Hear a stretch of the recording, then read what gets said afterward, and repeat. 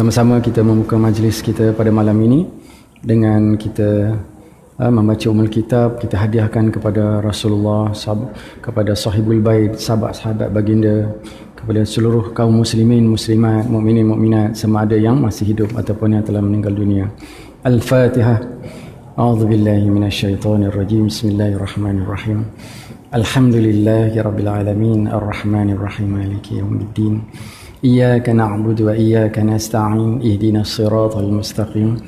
Siratal ladzina an'amta 'alaihim ghairil maghdubi 'alaihim waladdallin. Amin. Alhamdulillah. Alhamdulillah hamdan katsiran kama amar. Asyhadu an la ilaha illallah wahdahu la syarika lah. Wa asyhadu anna Muhammadan 'abduhu wa rasuluh.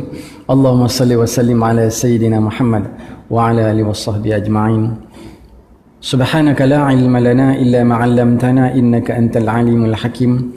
Rabbi shrah li sadri wa yassir li amri wahlul 'uqdatam min lisani yafqahu qawli. Rabbi yassir wa la tu'assir, Rabbi tamim bi khair. Amin. A'udzu billahi minasy syaithanir rajim. لقد كان لكم في رسول الله أسوة حسنة لمن كان يرجو الله واليوم الآخر وذكر الله كثيرا. صدق الله العظيم.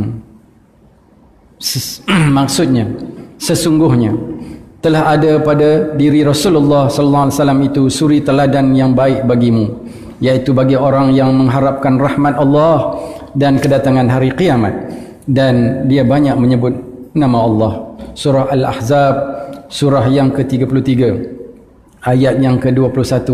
Kita akan jumpa dia pada juzuk yang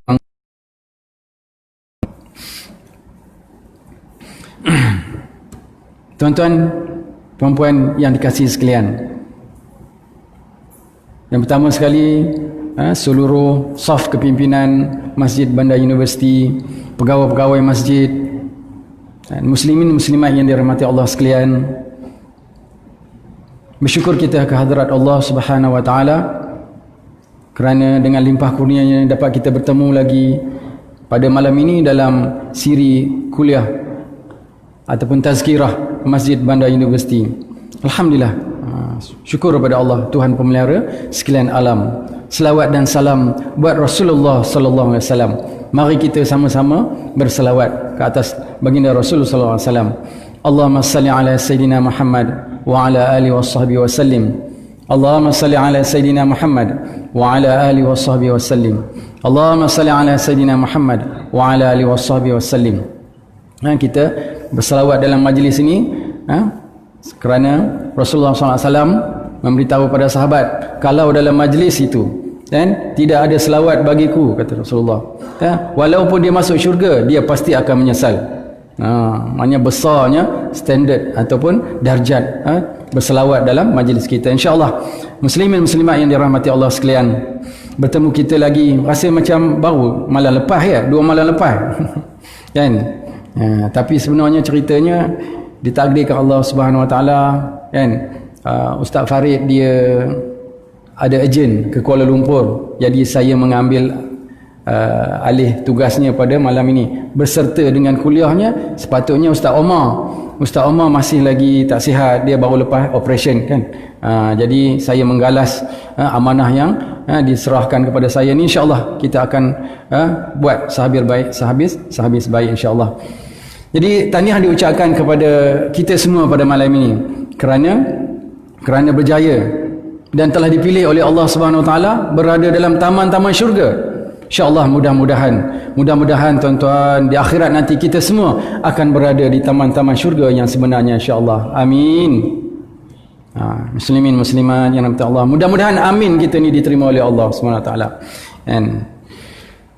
Jadi pada 2 malam yang lepas, saya telah menyambung perbincangan tentang apa artinya saya menganut Islam, dan kita berakhir dengan saya mengedarkan bacaan doa-doa yang ma'thur dari Rasulullah sallallahu alaihi wasallam. Jadi secara ringkasnya apa yang dapat disimpulkan, ibadat yang kita lakukan ini. Prasyaratnya ibadat tu untuk diterima oleh Allah Subhanahu Wa Taala adalah yang pertama, ikhlas kerana Allah Subhanahu Wa Taala. Tidak ada ujub, tidak ada riya, tidak ada sum'ah dan sebagainya. Contohnya macam mana? Kalau depan orang dia punya ibadat, punya power, complete, excellent sekali.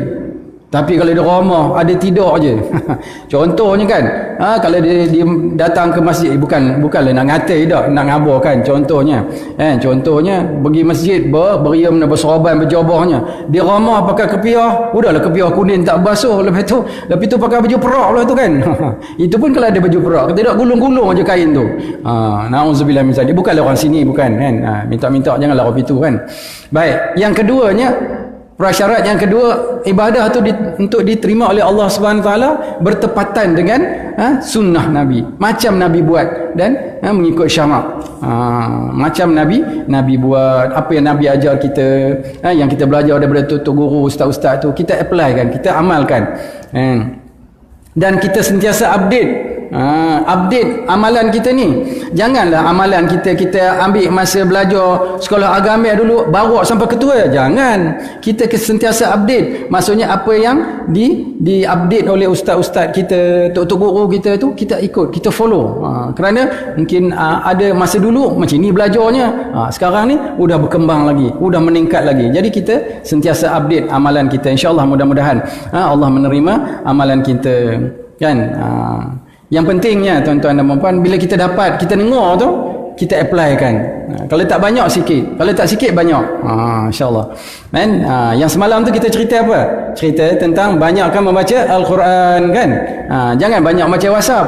Ini WhatsApp sesaja. Dari pagi sampai ke petang sampai ke malam. Tengah-tengah ngaji pun baca WhatsApp juga. Agak kesebut sesaja agaknya ya. Apa bendanya dia sibuk sangat tu kan. Jadi WhatsApp tu mudah lah tu kan. Mudah lah tu. Lepas ni kan, kalau boleh tak payah bawa telefon tu. Kalau bawa orang dia terpasang kan.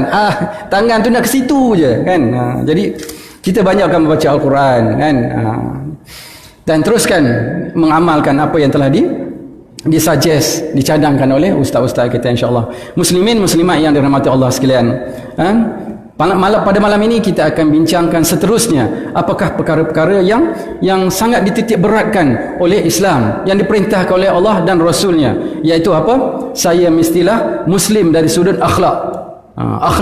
Akhlak ini satu perkara yang cukup dititik beratkan. Rasulullah SAW menggambarkan bahawa kesempurnaan mukmin tu paling sempurna keimanannya bila akhlaknya paling sempurna. Masya Allah, terbaik akhlaknya. Itulah keimanan yang paling baik sekali. Apa akhlak ni tuan-tuan dan puan-puan? Kita punya adab-adab kita, cara kita bercakap, tingkah laku kita.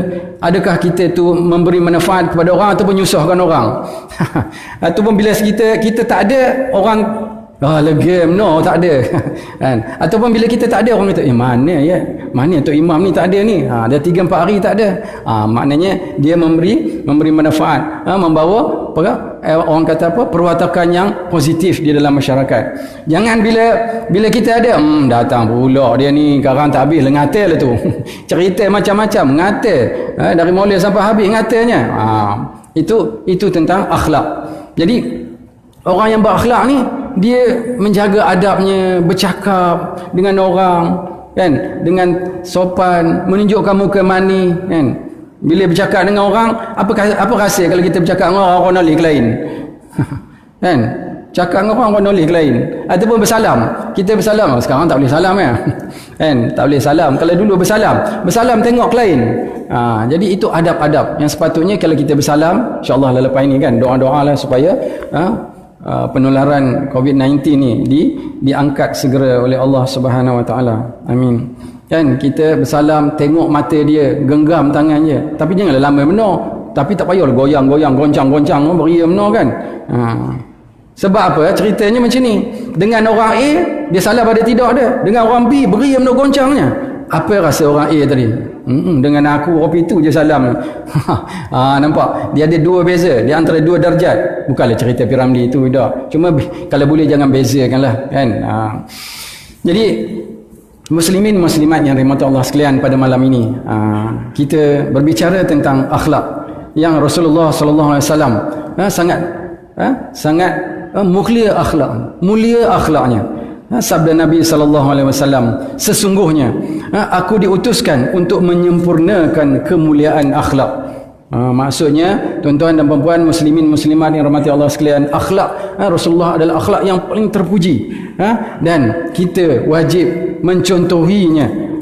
Kalau tak larat 100%, ambillah berapa yang boleh, setakat mana yang mampu. Tapi janganlah hak itu je, tambahlah, kan? Tambah, upgrade. Kita punya mencontohi akhlak Rasul sallallahu alaihi wasallam. Seterusnya, kan, tentang akhlak ni juga, daripada Abu Darda, beliau meriwayatkan, dia mendengar Rasulullah SAW bersabda, amal yang menjadikan timbangan seseorang mukmin berat pada hari kiamat adalah akhlak yang mulia. Jadi akhlak yang mulia ni mempunyai peranan yang besar, bukan saja di dunia, malah lebih lagi di akhirat. Sampai ketimbangan amal itu mempunyai berat yang lebih daripada lain. Akhlak yang mulia.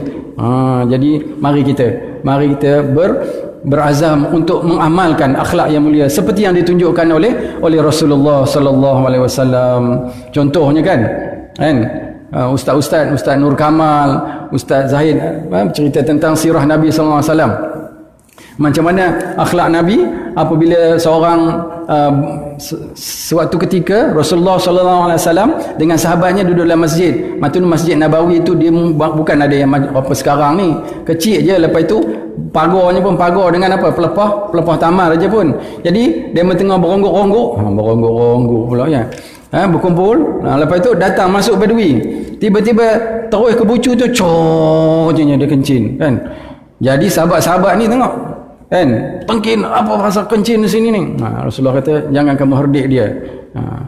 Jangan kemudian biar dia kencing dulu, katanya. Maksudnya kalau dia herdik kan merecoh-recoh pula dia kencing tu kan. Biar dia situ je kencingnya. Lepas itu Rasulullah suruh ambil air terus cucur, jurui, dan Rasulullah bagi tahu ini tempat semayang, bukan tempat kencing. Gitu. Peribadi dia tu, caranya tu, kan. Tapi kalau kita sekarang siaplah, kena smack down, kan.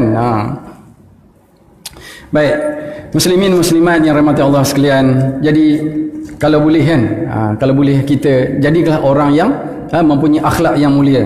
Kerana apa? Seperti yang saya sebutkan tadi, orang mukmin yang paling sempurna keimanannya adalah yang paling baik akhlaknya. Yang paling baik akhlaknya. Jadi akhlak ni adalah menjadi satu benchmark kepada iman. Kalaulah akhlaknya baik, bermaksud imannya tu sempurna. Ceritanya. Imannya baik, sempurna, akhlaknya pun baik. Gitulah. Kalau sebaliknya, kalau akhlaknya buruk, aku saja kopi ni je heboh, mulut je kopi ni, tapi hati baik, boleh percaya ke? Tak boleh. Sebab Nabi kata, kalau imannya baik, akhlaknya baik, dia akan menuturkan kata-kata yang baik, bercakap dengan cara yang baik dengan sahabat-sahabat, kan. Kalau dah ngata sesaja, asyik-asyik jumpa komplain, jumpa ngata, apa istilah sekarang ni, kecam. Kena kecam sesaja kawan, kan. Ada je benda nak komplainnya. Jadi kalau olah kopi itu bermaksud sesuatu yang tak kena pada keimanannya, itulah benchmark dia, itulah penandanya, tuan-tuan dan puan-puan yang dirahmati Allah sekalian, kan. Bila jumpa orang ngata, kalau tak ngata pun ngumpat. Ada je benda nak diumpat. Duduk kedai kopi, kan, bersembang daripada satu topik ke satu topik, satu topik ke satu topik, kan. Jadi kalaulah ianya memberi faedah, membawa manfaat ke dia di akhirat kelak, alhamdulillah. Kalau tak memberi faedah, malahan pula kita membawa dosa pula apabila kita sengaja ataupun banyak sangat bercakap tentang orang dan kata orang, maka eloklah kita lah, saya mengingatkan diri saya dan diri tuan-tuan perempuan, eloklah kita bermuhasabah, kurang-kuranglah bercakap bagi yang perlu sahaja. Yang tak perlu tak payah cakap. Jadi dari mana akhlak ni lahirnya? Akhlak ni lahirnya daripada ibadat kita, solat kita. Maknanya solat kita tu power, mantap, maka akhlak kita yang lahir daripada amalan kita tu juga mantap. Jadi maknanya pusing balik, reverse balik. Kalau akhlak kita kurang mantap, maka ibadat kita itu something wrong somewhere, kata dia orang putih. Something wrong somewhere. Contohnya kan, contoh kan, solat juga tapi ngata orang. Sebab apa? Kita nak saya punya contoh, kita sekarang tak ada pula masalah solat juga berjudi, tak ada. Sekarang orang sekarang dia ramai dah buat ambil apa, dah dapat kesedaran. Solat juga minum arak, tak ada dah time ini. Yang ada banyaknya solat juga ngata orang, solat juga ngumpat orang. Jadi kalau lah sampai banyak lagi solatnya hebat tapi ngumpat pun hebat juga, jadi something wrong somewhere. Kita muhasabah diri kan. Jadi kurang-kurang. Lepas itu pula kan, bila solat juga WhatsAppnya hantar benda yang tak tentu halal pun hantar, share. Yang itu memanjangkan fitnah. Yang tak tentu kira betul ke tak betul ke, dia tak kira. Yang janji dia sedap aja dia hantar. Kau selidik dulu, jangan di share perkara-perkara yang kita tak tahu hujung pangkainya. Lepas tu pula solat juga cantik, puasa, baca Quran, tetapi kerja ngelat. Kata contohlah, di sekolah kan, patutnya masuk, sekolah saya masuk 7.20 punch tu, 7.20, lepas tu kira merah lah. Maksudnya kalau di print keluar lah nama. Hujung minggu, okey, pengetua akan sebut okey beberapa orang yang datang dalam minggu ini yang datang lambat. Tapi pengetua itu bagus juga dia, Tuan Haji itu kan, dia tak bubuh nama seorang-seorang, dia panggil seorang-seorang. Jadi alhamdulillah. Jadi ada yang datang lambat, kadang-kadang bila dibagi tugasan suruh masuk relief, cikgu tak datang, kita kena relief, tak masuk. Itu ngelat lah tu. Jadi semayang juga tapi rob itu ngelat. Jadi itulah antara perkaranya, bila kita reverse balik, ada sesuatu yang tak kena dalam ibadat kita. Jadi mari kita muhasabah. Saya mengingatkan diri saya dan diri tuan-tuan dan perempuan yang rahmati Allah sekalian. Satu lagi masalah dalam kita ni kaum-kaum orang lelaki ni, agak ke suka benda cakap kotor, mencarut. Salah ke saya? Tidak, saya rasa ada je ni sembang sikit, cakap kotor, mencarut. Jadi kita muhasabah diri. Kalau tak carut, bukan dia main cakap apa orang kata apa, macam lebih kurang double meaning lah. Double meaning ni cukup terkenal kan. Jadi kita kurangkanlah.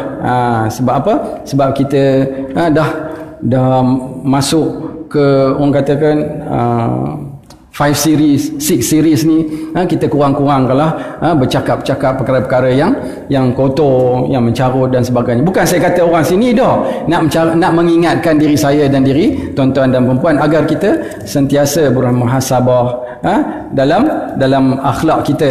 Akhlak kita. Jadi apa yang patutnya kita buat pada malam ini, ibu-ibu, bapa-bapa, kawan-kawan, sahabat-sahabat handai saya, kita ikut hadis Nabi sallallahu alaihi wasallam. Apa yang diperintahkan, apa yang dikhabar kat kita, sebaik-baik lelaki. Sebaik-baik lelaki ni, siapa dia orangnya? Orang yang paling baik, paling lemah lembut dengan isterinya. Bukan takut, lemah lembut. Takut lain, lemah lembut lain. Panggil yang panggil, tolong dia. Kalau nampak dia masuk pinggan, tolong sikit, tolong angkat. Bukan itu queen control, tak, nolong. Kalau dia dah basuh, kita tolong sidar. Itu berbuat baik kepada isteri. Itu antara ciri-cirinya. Orang yang mana? Orang lelaki yang terbaik. Masya Allah kan. Lepas tu kalau minta tolong pula, tolong mulakan perkataan dengan tolong. Jangan buat ayah sikit, dahagia lah ni. Tolong, dahagia, abang dahagia. Jadi gunakan perkataan tolong banyak kan. Mudah-mudahan kita beroleh kebaikan insya-Allah. Kemudian kalau masak pula kan, kita ni kalau masak pula, ini maksudnya akhlak dengan isteri lah ni. Masak pula kan, kalau dia masak tu kita makan. Janganlah komplain kan. Kalau nak komplain pun bila ditanya, macam mana bang? Okey, kalau lepas ni untuk lain kali kalau tambah ni sikit lebih sedap. Jangan pula kata bansinya tahu kamu tak bubuh garam ke apa ke. Jadi tuan-tuan dan puan, itu akhlak kita dengan isteri kan. Macam saya kan, kalau kadang-kadang di sekolah dia ada buat jamuan tu. So bila balik tu kan udah kenyang makan. Bila balik kan tengok makanan dah sedia, bantah juga kata. Sebab apa? Kang kawan dah masak kan. Kita bantah juga, balun kan. Jadi kita kata, udah kenyang dah makan. Bayangkanlah apa rasa dia masak tu kan. Dengan dah sampai lenjun-lenjun peluh masak. Tiba-tiba kita kata, udah makan, udah kenyang. Jadi itu akhlak kita dengan isteri kita. Lagi kalau kita diminta suruh teman pergi shopping kan, seeloknya kita pergi pegang troli tu, lepas tolong apa, tolong angkat ke, tolong tengok, tolong macam mana, bagi pandangan, yang ni elok ke, yang ni tak elok ke, sama-sama kita beli. Ini ada di kalangan, bukan orang sini lah, ada di kalangan bapak-bapak, abah-abah ni kan, pergi ikut juga, tapi dengan mukanya masa moncongnya. Udah apa moncong Donald Duck yang itik tu kan, moncong masam je. Lambat sangat ni, lekah pilih aje lah apa yang dia pilih. Demen ni tuan-tuan dan puan-puan, isteri ni bukan cerewet dak, teliti. Pegang, letak, pusing, lepas tu pergi ke sana, tengok lagi, banding regi. Kita kan jadi terus je. Demen teliti. Itu kelebihannya. Jadi kalau tuan-tuan kalau tandak sangat tu, tidur dalam kereta. Zikir ke, zikir yang 100 yang saya cadangkan tu, ada ke buat kan? Alhamdulillah kan? Boleh ulang tak? Saya suka berulang, sebab bila ngajar ni kalau kita ulang dia akan lebih ingat. Yang pertama, astaghfirullahalazim wa atubu ilaih. Satu. Yang kedua, bismillah, apa dia? Subhanallah wa bihamdi, subhanallahil azim. Yang ketiga, la ilaha illallah. Yang keempat, hasbiyallah wa ni'mal wakil. Yang kelima, subhanallah walhamdulillah wa la ilaha illallah wallahu akbar. Yang keenam, la haula wa la quwata illa billahil aliyil azim. Yang ketujuh, selawat. Allahumma salli ala Muhammad wa ala alihi wasallim. Selawat ni tuan-tuan dan puan-puan paling cokiang lah kan. Kalau boleh kita buat 100, kalau mampu kita buat 1000. Sebab 1000 selawat ni kan, sehari 1000 selawat, masya-Allah kalau kita amalkan. Jadi saya ni secara jujurnya lah kan, kadang dan kadang tak dan, rasa macam sebut tu banyak lah dah, tapi tak dan nak bilang kan. Kemudian dalam perjalanan dan sebagainya, jadi kita buatlah yang mana kita mampu. Jadi tuan-tuan dan puan-puan yang dirahmati Allah sekalian kan, apakah dia contoh-contoh akhlak yang Rasulullah SAW telah tunjukkan, seperti yang saya tunjukkan, yang ceritakan tadi tu, bahawa Rasulullah SAW dia bersifat sangat lemah lembut dengan sesiapa sahaja. Dan ada lagi kisahnya tentang bagaimana Rasulullah SAW pada suatu hari Rasulullah SAW telah memasuki sebuah masjid. Ia memakai kain selendang buatan Najran yang kasar buatannya. Tiba-tiba seorang Arab Badui datang dari arah belakang baginda, lalu menarik kain tersebut dari belakang sehingga meninggalkan bekas di leher baginda. Badui tersebut berkata, "Wahai Muhammad," mudahlah dia kata wahai Rasulullah, tak ada, "Wahai Muhammad, berikanlah kepada kami harta Allah yang ada di sisimu." Lalu Rasulullah berpaling kepadanya dengan wajah yang tersenyum dan baginda bersabda, "Perintahkan kepada yang berkenaan supaya berikan kepadanya harta." Masya Allah, bukan dia nak marah tidak. Sebab bila dia tarik tu yang sampai teragah leher, tengkuknya tu sampai merah tu, maknanya sakit. Sahabat-sahabat yang ada dekat situ dah kira nak melepuk je kan. Tapi Rasulullah dia perintahkan pula supaya diberi apa yang diminta oleh badui itu. Itulah akhlak Rasulullah sallallahu alaihi wasallam. Baik, kita tengok apakah akhlak yang kita patut sebagai seorang muslim kalau kita hendak menjadi benar-benar muslim dari sudut pandangan Allah dan pandangan Rasul sallallahu alaihi wasallam. Yang pertama, Yang pertama, saya baca semua dulu ya. Yang pertama, menjauhkan diri dari perkara-perkara syubhat. Perkara-perkara syubhat maksudnya yang tak jelas di antara halal dan haram. Jauhkan syubhat. Maksudnya yang syubhat tu pun kita kena jauhkan. Itu yang pertama. Yang kedua, memelihara pandangan. Kita pelihara pandangan kita daripada memandang, melihat perkara-perkara yang diharamkan. Siapa? Aurat perempuan. Kan kadang-kadang nengok TV tu kan. Ceritanya iklan itu yang tak tahan tu kan. Iklan itu yang tak tahan tu. Kan? Iklan shampoo ke apa kan, sanika. Kan? Memelihara pandangan. Mari kita tuan-tuan dan puan. Sebab kita ni udah senja dah kebanyakannya kan. Jadi kita buatlah sungguh-sungguh, buat benar-benar, kita pelihara sungguh pandangan kita. Yang ketiga, memelihara lidah. Ini yang paling banyak sekali ni. Bercakap, berseloroh, ngata orang, mencarut, sindir, kecam, kutuk dan sebagainya. Walaupun seloroh, tapi kalau dah menyinggung perasaan orang tu, masya-Allah. Kan? Janganlah kita buat. Itu memelihara lidah. Yang keempat, bersifat pemalu. Kita bersifat pemalu. Yang kelima, bersifat lemah lembut dan sabar. Lemah lembut dan sabar. Banyak sabarnya. Kan? Yang keenam, bersifat benar. Sentiasa benar, menyatakan yang benar, ikut yang benar. Walaupun pahit, tetapi kita kena nyatakan kebenaran. Jangan disebutkan orang tu dah salah, kita nak bagi betul juga. Tak maunya. Itu bukan akhlak yang dianjurkan oleh Islam. Salah, kamu salah lah. Kamu kata kamu salah, kita akan kata salah. Bukan kalau kawan tu dah salah, kita nak kata betul. Mana maunya. Itu bukan akhlak yang disarankan oleh Allah dan Rasulnya. Yang ke-7, bersifat tawaduk. Yang ke-8, menjauhi sangka buruk dan mengumpat. Sangka buruk saja kan. Jadi kita hindarkan sangka buruk dan mengumpat.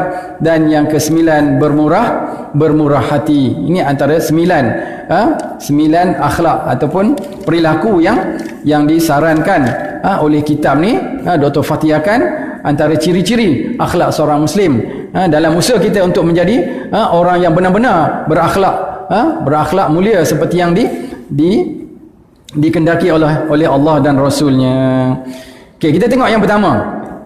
Bersifat warak dari melakukan perkara-perkara subhat. Maksudnya kita elakkan, menjauhkan diri kita daripada perkara-perkara subhat. Seseorang muslim mestilah menjauhkan dirinya dari segala perkara yang dilarang oleh Allah Subhanahu Wa Taala, dan juga perkara-perkara yang samar-samar di antara halal dan haram, iaitu syubhat. Kan? Daripada ini siapa yang perintahkan ni? Rasulullah SAW perintahkan. Dalam hadisnya berbunyi, innal halalu, sesungguhnya yang halal, bayyin, telah pun nyata, terang. Wal haramu, dan haram, bayyin, telah pun nyata, terang.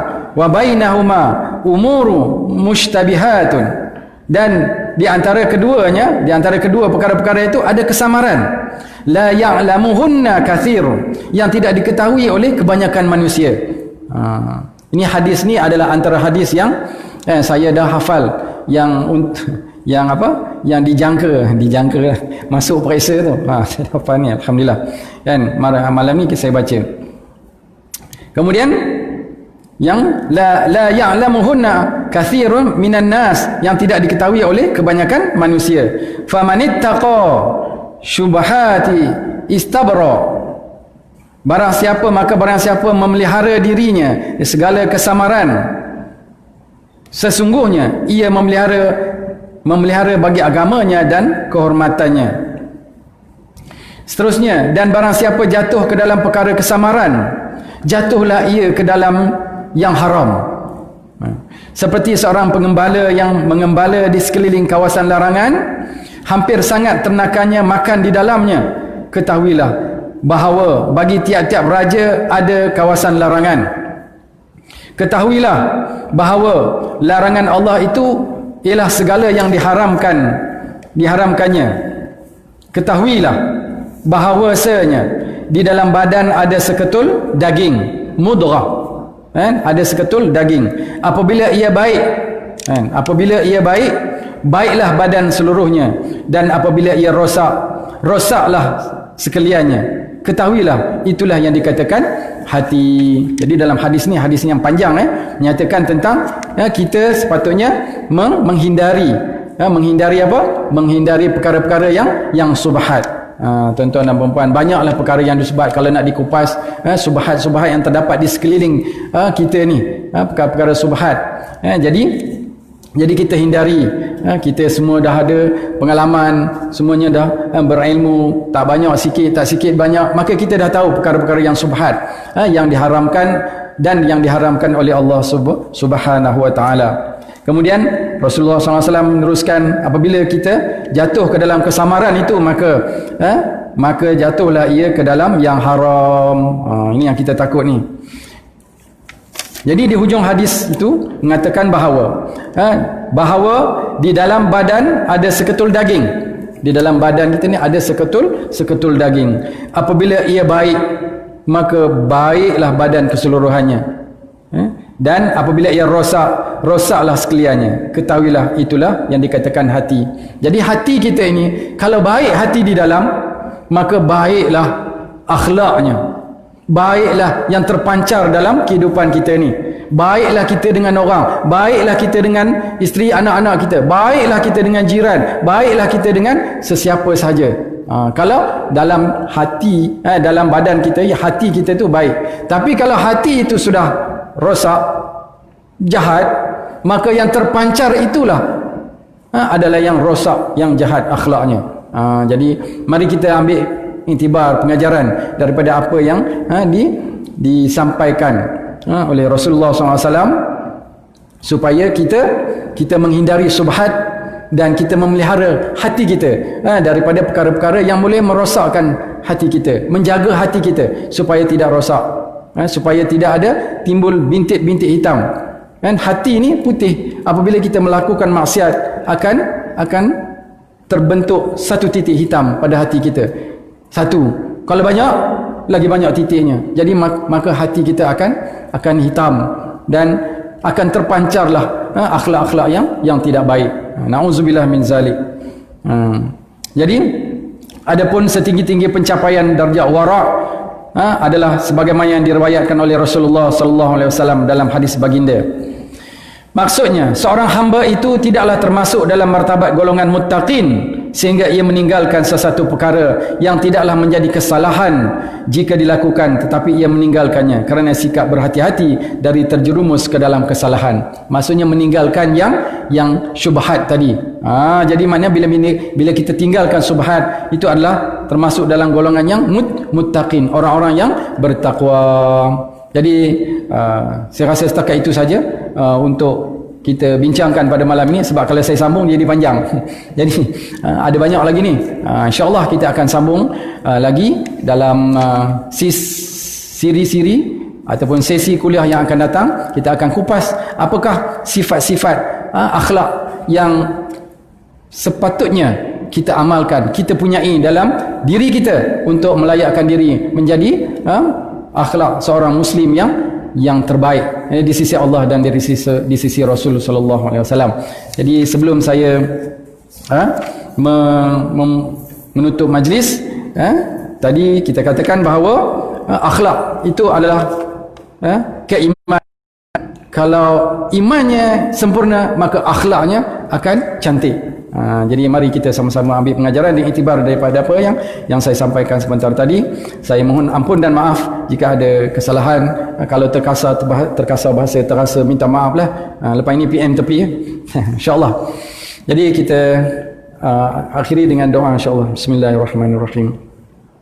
Alhamdulillahirabbil alamin. Wassalatu wassalamu ala asyrafil anbiya'i wal mursalin wa ala alihi washabbihi ajma'in. Rabbi zidni ilma, Rabbi zidni ilma, Rabbi zidni ilma. Ya Allah, ya Tuhan kami, berilah kami ilmu ya Allah, berilah kami kefahaman tentang Islam ya Allah, berilah kami kekuatan untuk mengamalkan segala yang Kau perintahkan ya Allah. berilah kami kekuatan ya Allah untuk kami mengikuti sunnah Nabi sallallahu alaihi wasallam. Allahumma ja'al jam'ana hadza jam'an marhuma wa tafarraqna min ba'dihi tafarraqan ma'suma. Rabbana atina fid dunya hasanah wa fil akhirati hasanatan wa qina adzaban nar. Wa sallallahu ala sayyidina Muhammad wa ala alihi washabbihi ajma'in. Walhamdulillahirabbil alamin. Kita tangguhkan majlis dengan tasbih kifarah dan salatul asr. Subhanakallahumma wa bihamdika asyhadu an la ilaha illa anta astaghfiruka wa atubu ilaik. Bismillahirrahmanirrahim. Wal 'asr innal insana lafi khusr illa alladhina amanu wa 'amilus solihati wa tawasaw bil haqq wa tawasaw bis sabr. Assalamualaikum warahmatullahi wabarakatuh.